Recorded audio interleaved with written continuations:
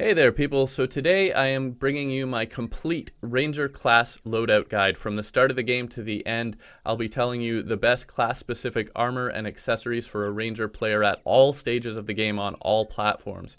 I will include some general weapon recommendations, and just a few times I'll talk about the ammo recommendations. I will not be telling you the stats or how to get everything because I've done guides on that. I've done a guns guide, bows and repeaters, bullets, arrows, etc. So, first of all, getting started at the beginning of the game, obviously the easiest thing to grab at the beginning of the game and to make quickly is some wood equipment, wood helmet, and you may or may not want to do this depending if you have some ore handy as well, and obviously a wooden bow. You can craft some simple equipment and it's going to do some basic damage.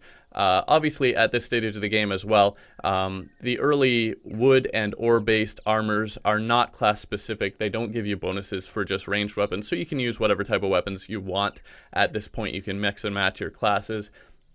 Now I like to upgrade to the silver tungsten tier personally as quickly as possible. I think that's a pretty good place to be. You can go for gold or platinum armor if you want to, but it takes a lot longer to find gold and platinum, or you can use a spelunker potion if you like, so that's optional. I usually don't, and I do, on the other hand, try to get the best bow that I can as early as I can, so I do actually tend to go for a gold or platinum bow ahead of gold or platinum armor, so obviously that's going to do a little more damage.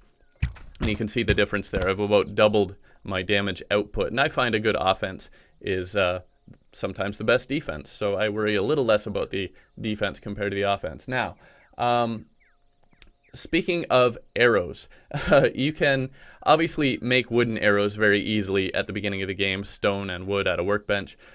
You can also upgrade those very easily early on to flaming arrows by killing some slimes, making some torches, add those to your arrows, and you're good to go. But one thing that's often overlooked is the Frostburn Arrows. So I've actually gone ahead and crafted, just for the sake of comparison, a few different types of arrows. And so we'll fire a few flaming arrows, and you can see, I mean, oh yeah, I need to take this out. We'll talk about that one later. But there we go. You can see, you know, it doesn't really do a lot more damage with the flaming arrows. They will light the dummies on fire or your enemies on fire sometimes. But on the other hand, these Frostburn arrows are actually not much more difficult. You can just get some ice from your snow biome and add that to otherwise basically the same ingredients. You'll need to make ice torches and then your Frostburn arrows. And what that does, aside from a little bit higher damage per hit, is this debuff is twice as powerful as the on fire debuff, so that's actually very useful and often overlooked. Another one that you can make early on is the Jester Arrows, which, as you can see, pierce and go through your enemies, and that can be very useful too, especially if you're fighting something like the Eater of Worlds or a large mob. So Jester Arrows just with some falling stars, which makes them a little more limited. You'll find them around a lot, but that's something to be aware of as well. So that's getting you started, and also some other early weapons that you can find or get fairly easily that are ranged weapons. Snowball Cannon. It's actually pretty effective at the beginning of the game. You'll find that in chests in the underground ice biome generally. And also a paintball gun. If your painter dies, once you get the painter NPC, it's a 1 in 10 chance that you can get this. It's actually pretty good. Obviously the damage is a little lower, but it doesn't require any ammo, and it's got a pretty good firing rate, so that's something as well. It's 1 in 10 chance when your painter dies. If that happens to happen, or if you want to get a little stabby, you can murder him as well, but you might have to try a few times to get that. Now, another one obviously is the Blowpipe that you'll find in surface chests. It's not great, but if you're just starting out, it can be useful. So another thing that's often not used or overlooked is the Shark Tooth Necklace, which I've got one of those here, and that's a accessory you can get during blood moons. It's dropped by most of the enemies during blood moons, and it's actually pretty common to get this, but a lot of people don't necessarily understand what it does. when it says increases armor penetration by 5, that means it actually decreases your enemy's defense by 5. Now that's not going to do anything against the dummies, but against bosses and stuff, it is actually going to be pretty effective. It's one of the first accessories that's really going to help you, and it actually applies to all classes, not just Rangers. So speaking of bosses, one of the things that you can do fairly early, obviously, is one of the first bosses is the Eye of Cthulhu. Once you've defeated the Eye of Cthulhu, one of the things that you can craft is a demon or tendon bow. So again, that's a little bit of an upgrade from your gold or platinum. It's not a huge upgrade, so you can either skip the gold and platinum and go straight to this, or you can make that tiny upgrade once you've defeated that boss or collected enough demonite or crimtane as well. That's also another option. Now, another thing that you can do early on, you don't necessarily have to defeat any bosses, is to smash a shadow orb or a crimson heart. And if you smash a shadow orb in a corruption world, the first time in that world, you will generally get a musket, which is actually a pretty decent weapon. In a corruption world, it's usually the first gun you're going to get, but it's actually pretty decent, as you can see, and it's actually auto-fire, so that's pretty useful. But besides that, whether you're in a corruption or crimson world, in a crimson world you'll get an undertaker in place of the musket. It's not as great, but you can go to your arms dealer, because he should show up once you have a gun and or bullets in your inventory, and from him you can buy a mini shark, and a mini shark is also a great gun early on. You can see shoots a lot faster, does a little less damage per shot, and that's actually where that shark tooth necklace will help a lot with a weapon like the mini shark that is lower damage per shot but more shots. So if you lower your enemy's defense, those shots are going to do a little more, and the speed of firing them is going to be more helpful. So keep that in mind. Also, some other things, sand gun you can craft if you happen to get the ingredients. Actually does pretty decent damage and fires fairly quickly, not as quickly as the mini shark, but it is an option, so keep that in mind as well. The ammo is free after all, but it can create a mess, because if it doesn't hit an enemy, it'll drop sand, so there's that. Also, the star cannon is something that's craftable after you've smashed one of those shadow orbs or crimson hearts. You will generally at some point get a meteorite that falls. You can collect that, and from that, along with stuff from your arms dealer, you can craft your star cannon. And as you can see, that does actually rather high damage for this point in the game.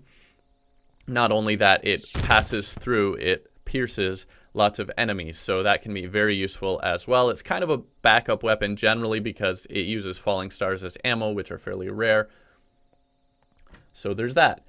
Now, usually I would suggest you may want to fight the Eater of Worlds or the Brain of Cthulhu before Skeletron. It's up to you.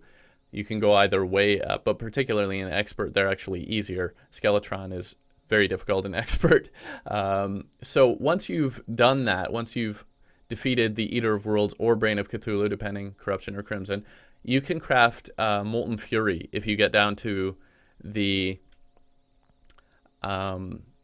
Underworld, also known as Hell, you can then craft a Molten Fury bow, which is the best craftable bow for the updated platforms, at least. We'll get to that in a second, in pre-hard mode. So you'll need to make your way, obviously, all the way down there, and you'll need your pickaxe that you crafted from the stuff you got from those bosses, and you'll need to mine some hellstone.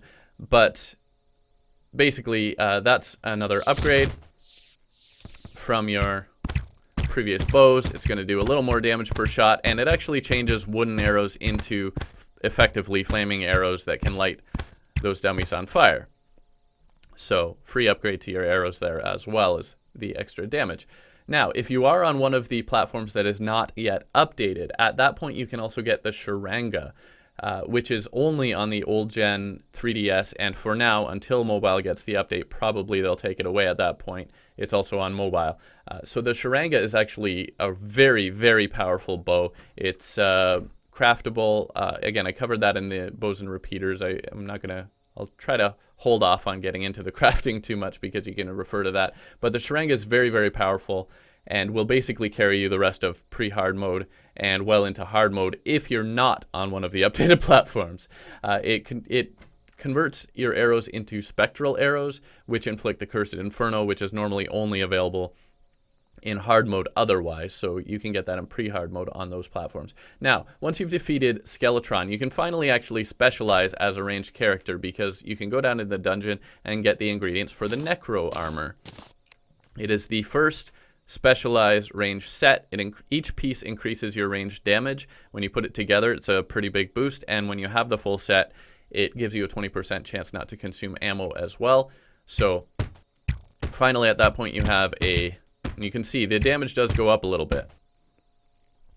So there you go, there's your Necro Armor. You can also at that point craft a Onyx Blaster. Again, you'll need to make your way to the underworld. You'll need a handgun from the dungeon, and then you'll also need some Hellstone, and you can make your Onyx Blaster, which we've got here as well. It's a good gun. Again, not auto-fire unless you're on mobile where everything's auto-fire. But you can fire it obviously pretty quickly, does a lot of damage. It's good against the wall of flesh and other things. And also, if you are on one of the updated platforms, you can then also you'll need a shadow key from the dungeon, and you'll need to go looking in shadow chests in the underworld. You can then get the Hellwing Bow, which is sort of the alternative to the Sharanga for the updated platforms. The Sharanga on the not updated platforms, the Hellwing Bow on the updated platforms. It converts wooden arrows into bats, which, as you can see, they pierce. It's actually, I believe it's unlimited piercing. You can see it's also rather inaccurate, but it's quite powerful against the wall of flesh. And basically, that's your pre-hard mode stuff. So 1 second, I'm going to switch some things out, and we'll get to hard mode. So once you defeat the wall of flesh and find yourself in hard mode, new ores become available. You may need to smash some altars. But basically at this point you'll be forced to specialize, because the ore-based armors at the beginning of hard mode on the new ores require different types of headpieces for different types of damage or classes. So obviously you're going to start with either cobalt or palladium first, probably, and you'll need the right headgear for that. It's the helmet in the case of the palladium, and obviously that's the one that gives you the ranged bonuses.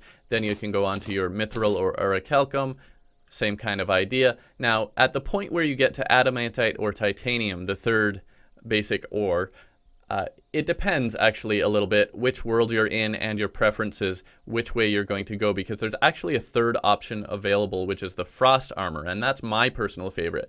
The Frost Armor combines adamantite or titanium with some frost cores to make that, and it actually gives you boosts to both melee and ranged weapons. It will inflict the Frostburn debuff that I told you about with the Frostburn Arrows on all melee or ranged attacks. As well, it's got pretty good defense. Now, on the other hand, I think if you're in an adamantite world, it's pretty straightforward. The Frost Armor is better than the adamantite, but there is an argument to be made if you have titanium in your world instead, because the titanium armor has a shadow dodge buff or ability, which gives you temporary invincibility after you successfully hit an enemy. So that can actually mitigate some of your damage, so there's definitely an argument to be made there. And you can make your decision whether to go to Frost or Titanium in that case. Now, other things that you will need. So here's my Frost Armor just to show you. And yeah, I've got various weapons here, but other things you will need. When you defeat the Wall of Flesh, you have a chance of getting your Ranger Emblem, and you also have a chance of getting a Clockwork Assault Rifle. So both of those are very useful. It's a 1 in 7 of getting either of those or 5 other things. You'll get one thing out of those.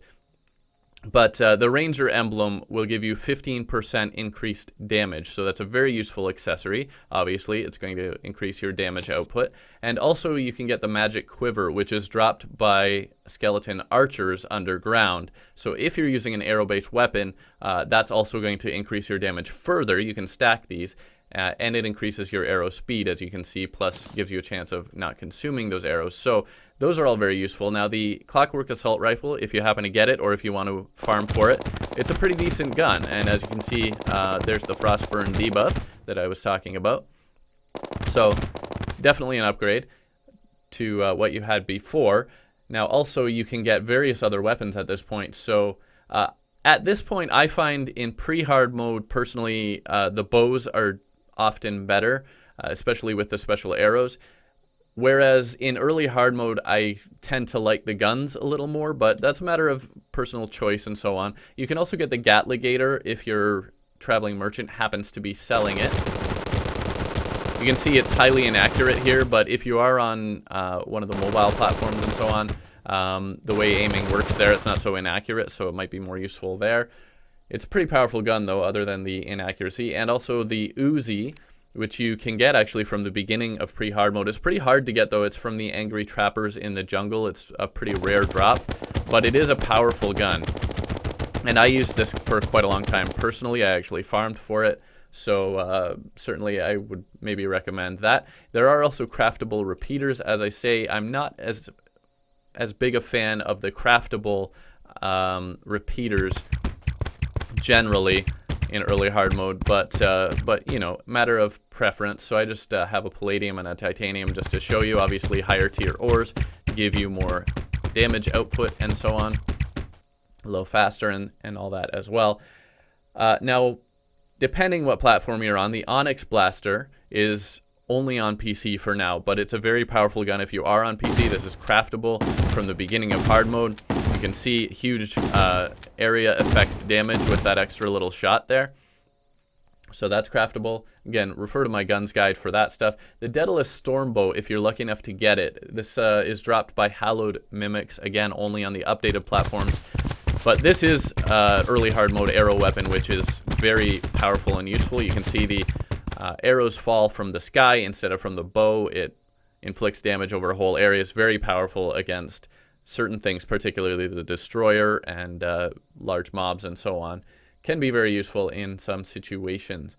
Also, the Mega Shark, of course, is a legendary gun in hard mode. Now, it's debatable. Technically, the Uzi versus the Mega Shark.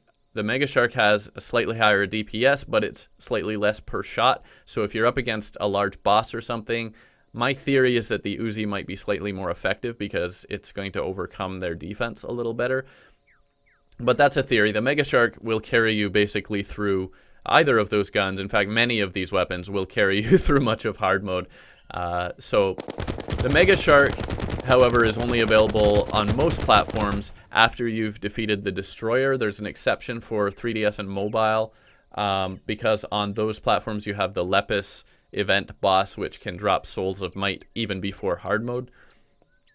But that's even that's a little rare. So normally you're going to have to defeat the Destroyer. So personally, I would go for the Destroyer first out of the 3 mechanical bosses so that you can get what you need as a ranged character, if you don't already have a better weapon, because the Mega Shark is pretty awesome. Now, at that point, once you've defeated all 3 mechanical bosses, again on most platforms, but again there's an exception for 3DS and mobile because you can find the Drax in shadow chests in the underworld on those platforms if you're lucky. So on those on 3DS and mobile, and again probably until that mobile gets the update, if you happen to have that Drax, you can actually upgrade to Chlorophyte tier equipment from the beginning of hard mode. Everybody else has to wait for defeating the 3 mechanical bosses. Now, the Chlorophyte armor is sort of optional as well. It is powerful, and this crystal here does a lot of damage. It will actually do an extra 100 damage per shot, which does not actually get affected by damage modifying accessories, but it is very powerful, and when enemies are near, it'll actually auto fire at them. So it's a very useful armor set. Personally, I actually stuck with the Frost Armor because of that extra debuff and so on, but it's up to you which way you want to go. Chlorophyte armor is certainly useful. And also at this point, you can get your Chlorophyte shot bow, which again is sort of an exception as far as I'm concerned to the bows and the repeaters specifically, the craftable repeaters. It's a little more useful than the other ones because it fires a spread of arrows, so depending again a bit on the situation, whether those are even all going to hit actually, but it can be very useful because it's firing extra arrows per arrow consumed and arrow shot. And also at this point you can get Chlorophyte bullets. So actually I meant to talk about this a little sooner, but in terms of bullets, crystal bullets are very, very useful from the beginning of hard mode. You can actually get them again on 3DS and mobile. You can get those earlier as well in pre-hard mode because there's a particular enemy in the underworld that can drop crystal shards. But on most platforms, it's once you get into hard mode, these are available. Crystal bullets. And they basically fragment, and those fragments do extra damage. So these can actually be very, very powerful depending where they hit. You can see it has a sort of area effect as well. Also very useful against the destroyer. So you can do those from the beginning of hard mode. Now, depending whether you're on a Corruption or Crimson World, you can get either Cursed Bullets, which I have here, or Ichor Bullets, both very useful. Cursed Bullets inflict yet another debuff. If your enemy is not immune, that is very powerful. So that's an option as well. A lot of bosses and enemies are immune, though. I use those against the twins. They're very useful there. You can actually use the Frost Armor and inflict both Cursed Inferno and Frostburn, and that's actually exactly what I did against the twins, so I found that very useful. But once you've got the Chlorophyte tier equipment, which is what I was leading up to, you can then get Chlorophyte bullets, which are very useful as well for different reasons. Instead of increasing your damage output or applying debuffs, they're actually homing bullets. So if I go over here, I've set up a little mimic statue. You can see I'm actually firing upwards, but those are curving and hitting the enemy. So if you have trouble aiming, or if you just want to make aiming easier, Chlorophyte bullets are highly useful, and I use those actually for a lot of hard mode myself. So also, one more thing in terms of increasing your damage output, the Avenger Emblem. Now, it actually depends which platform you're on, whether you're updated or not updated. For how you make this, I suggest you just refer to my emblems guide to get a better idea of emblems and how to craft them and what they do and all that, but I will mention it here. The Avenger Emblem, on the non-updated platforms, you can actually get this from the beginning of hard mode, but you will need to farm the Wall of Flesh in order to do that. Whereas on the updated platforms, you will need to do this after defeating all 3 mechanical bosses. Again, details in my emblems guide. I don't want to get into it too far. This video is going to be way long already. But again, you can actually stack that along with your Ranger emblem and even your Magic Quiver. And all these emblems, in fact, can be stacked so that this increased damage adds on to that increased damage and that increased damage. And you can actually improve your damage output very significantly just by stacking up as many emblems as possible. So I would suggest you get that as soon as you can. And again, if you're using arrow base, that Magic Quiver is going to increase that as well and speed up your arrows and so on. So stack up as many of those as you can. I'll get to a couple more a little later. So now at this point, you're going to be looking at defeating Plantera. So once you defeat Plantera, you have a chance on defeating Plantera of getting the Venus Magnum. If you really want it, you can farm for it. It's a good gun. I don't have one here. I skipped it myself. It's a bit of an upgrade, but the only problem is it's a drop from Plantera. As I say, it's a chance. You won't get it every time. But it does not have auto fire, and that's a little bit of a deal breaker for me. But on mobile, actually everything has auto fire, so the Venus Magnum is very powerful on mobile, certainly. And or if you just really don't mind clicking a lot. And once you've defeated Plantera, you can get your next major upgrade to your armor, which is the Shrew Mite armor. You will need to get the auto hammer from the truffle. Again, I did a guide on the truffle and the auto hammer and that stuff. Now, a difference between the Shrew Mite armor and the other sets is that instead of having like certain helmets for certain different classes or different types of damage, it's actually a dedicated range set, but it has 3 different helmets which are for different types of ranged weapons. So there's the mask for bullets, there's the headgear for arrows, and there's a third one for rockets. I'm not going to get too far into that one, but you want to swap in whichever one for whichever type of weapon you're using. You can see there's a stealth effect. I immediately disappeared. And when you're in stealth mode, it will actually increase your damage output further. So you can see I'm doing some pretty serious damage at this point, and that's just with the Clockwork Assault Rifle. If I switch to my Mega Shark, I'm going to do a little bit better yet. And so yeah, that's Shrew Mite armor is definitely what you're going to want to go with after you've defeated Plantera if you're a ranged character. You can also at this point get a whole bunch of new additional weapons as well. There is a rifle scope, which is important. I have one here. You'll get that in the dungeon. It's important, but it's not that useful by itself. So it increases the view range for guns. So you can see here, I can then zoom around with that, and that's actually all it does for now. But we'll talk about why it's important to get that. So if you get one, don't throw it out. But there's also some additional weapons. There's the tactical shotgun, which you can get from tactical skeletons in the dungeon. There's the sniper rifle, which you can get from sniper skeletons in the dungeon. These are both very powerful. You can see tactical shotgun, a big spread, so each shot's doing a lot of damage. Sniper rifle instead concentrates all the damage in one place. You can see with these accessories and this armor, I'm doing huge damage. I've increased my critical strike chance as well with the set itself, actually. And so actually a lot of those are critical hits. That's why they're so high.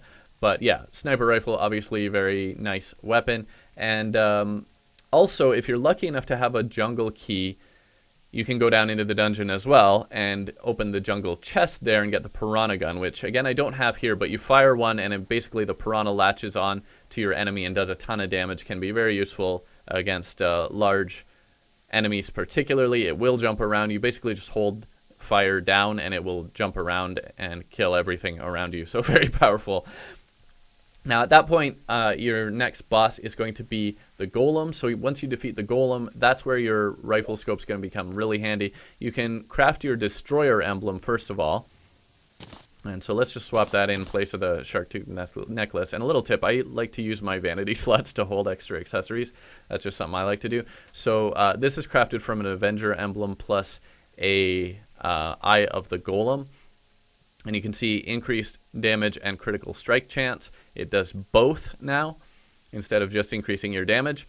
So very useful, and you can stack that again with these other ones for a huge damage increase. And on top of that, you can actually craft a destroyer emblem with your rifle scope and make your sniper scope, which also has that effect, increases both range damage and critical strike chance, plus it gives you that zoom if you care.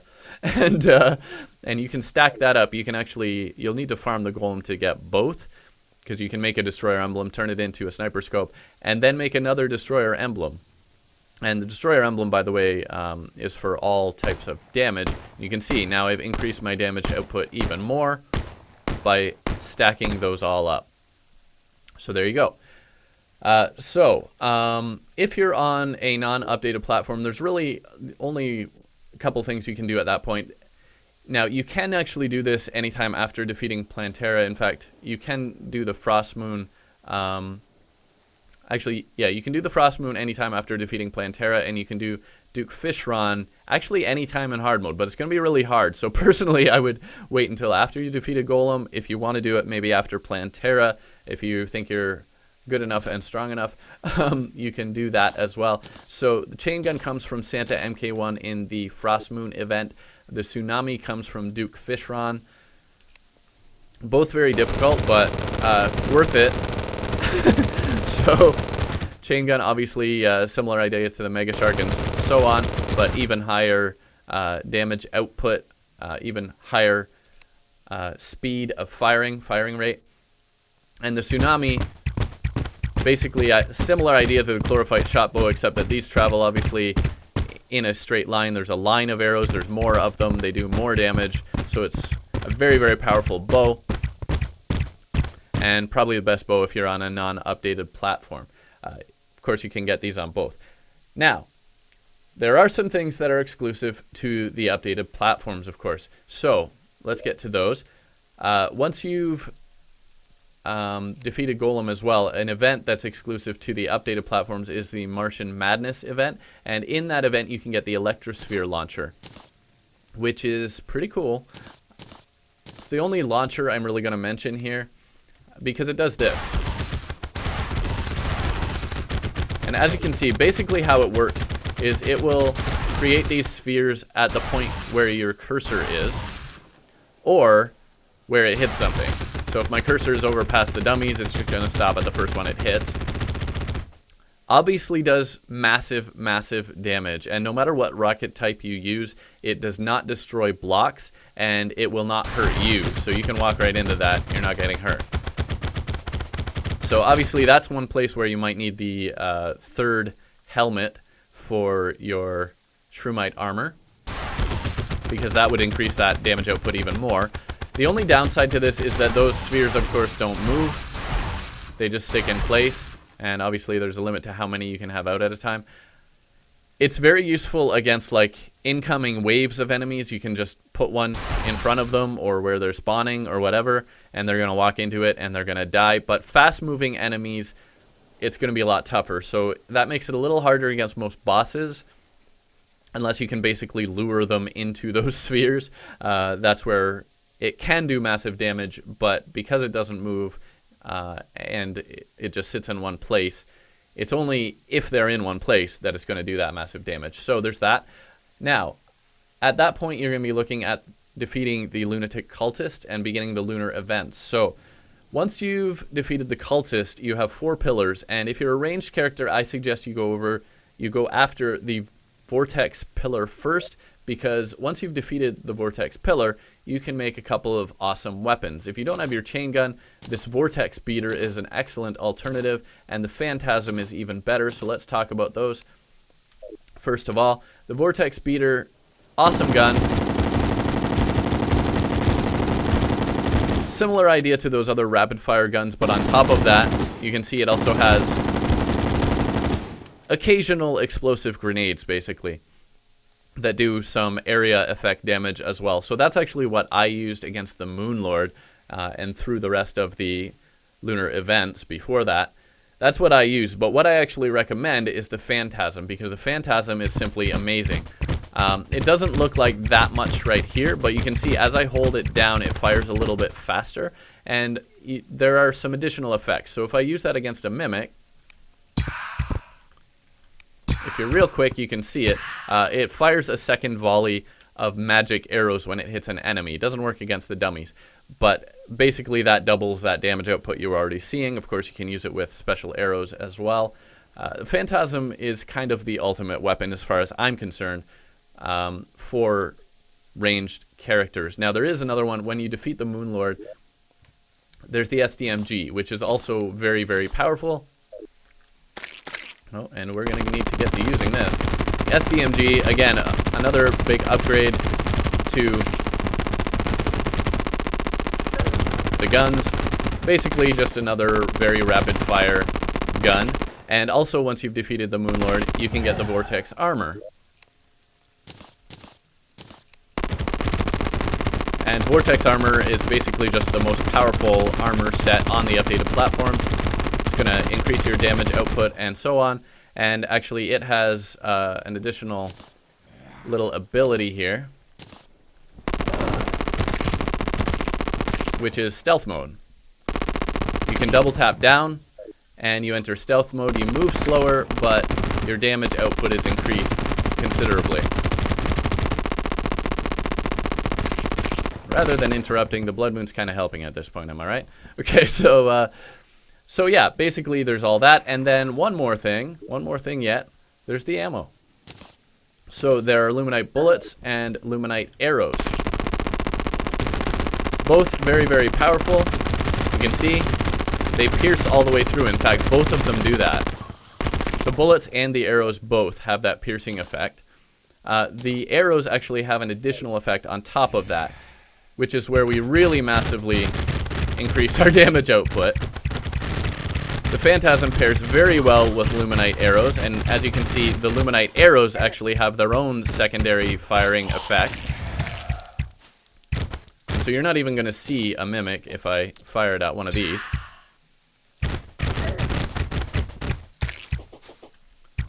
I'm trying to remember if I have any more Eye of Cthulhu summoning items around here. Because that would be useful about now, am I right? 1 second while I find one. Okay, here we go. Let's see how fast the Phantasm can take out the Eye of Cthulhu.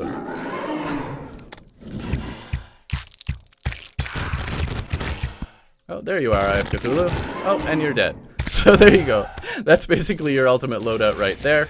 As many of your emblems as you can fit. If you're on Expert, you can also get an extra one after you defeat the Wall of Flesh, by the way. And yeah, I mean, it's literally silly how fast you can take out bosses with this loadout. Your Vortex Armor, as many emblems as you can fit, Phantasm, Luminite arrows, personally, that's my ultimate loadout right there. So there you go. Hope you liked the video. Thanks for watching. Please subscribe if you haven't already. And I'll see you next time. Bye for now.